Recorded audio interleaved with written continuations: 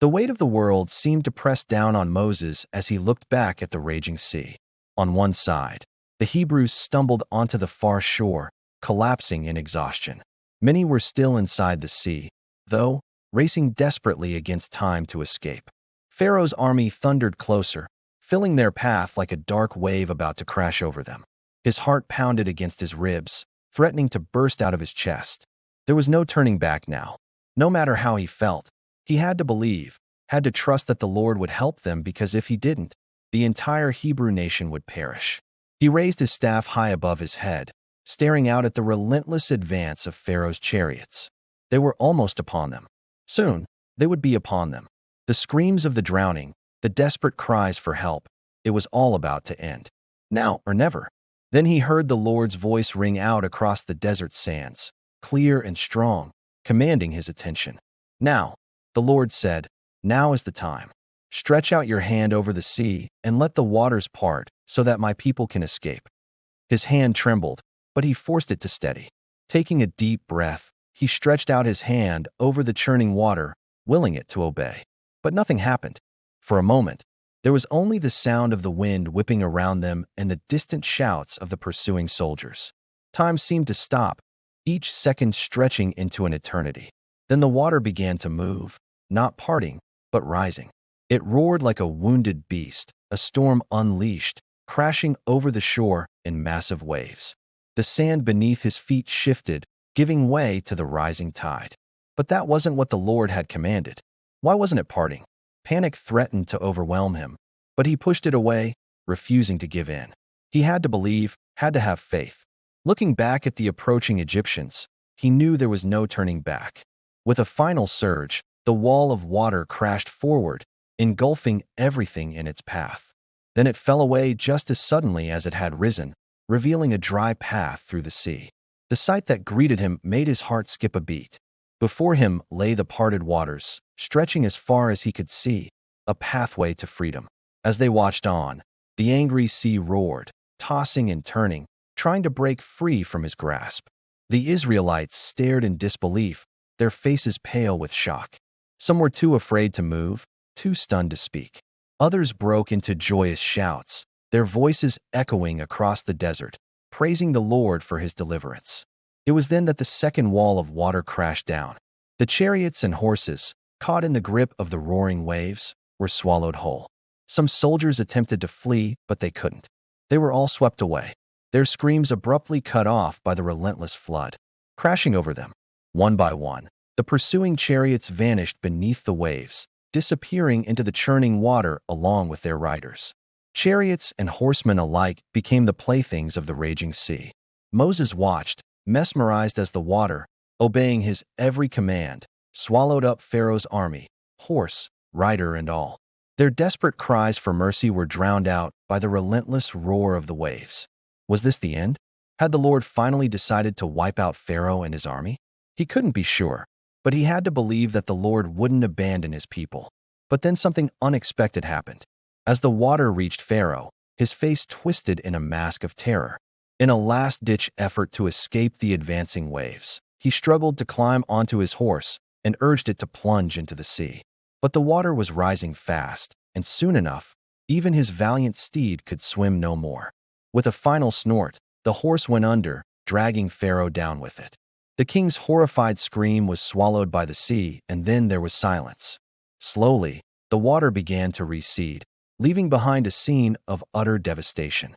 All trace of Pharaoh's army was gone, vanished beneath the waves. Only the raging sea remained, tossing and turning as if in pain. The Israelites stared in disbelief at the receding water, unable to speak, unable to comprehend what had just happened. Then a cry rose from the crowd. "The Lord has saved us! The Lord has saved us!" The people broke into joyous shouts and songs, tambourines shaking in their hands, their voices echoing across the desert. For a moment, the only sound that could be heard was the triumphant singing of the Israelites. Even the wind seemed to hush, as if in reverence to the Lord's mighty deed.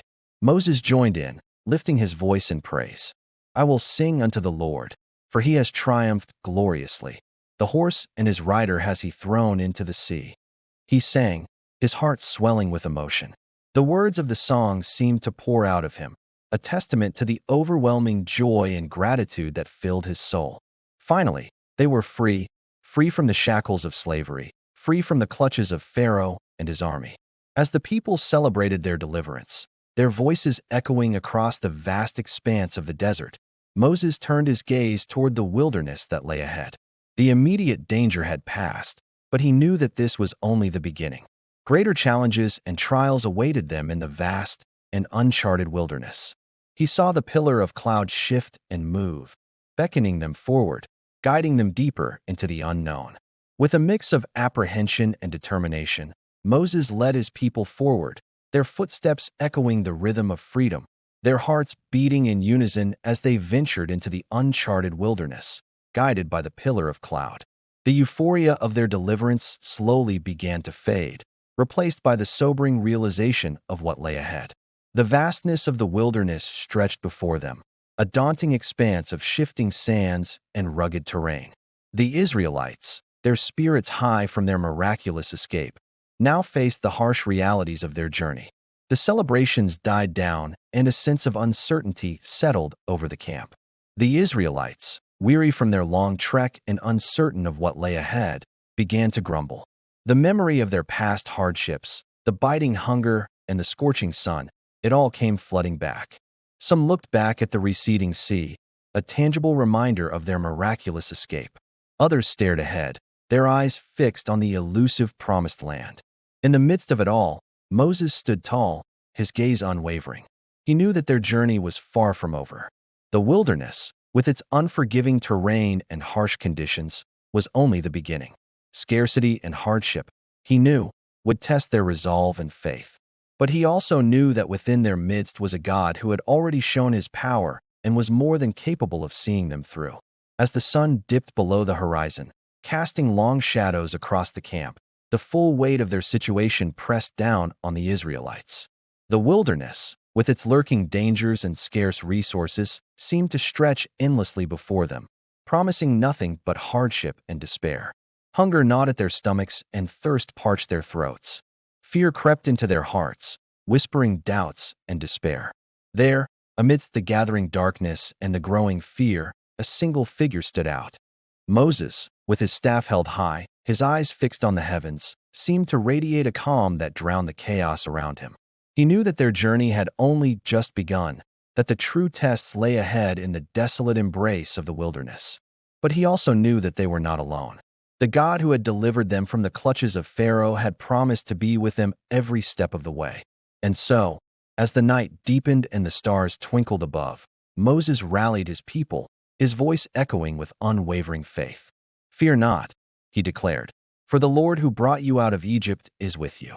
His words, strong and resolute, cut through the rising panic, offering a beacon of hope in the encroaching darkness. If you have enjoyed this video, please subscribe to our channel. Also, like, comment your thoughts, and share this video to your loved ones.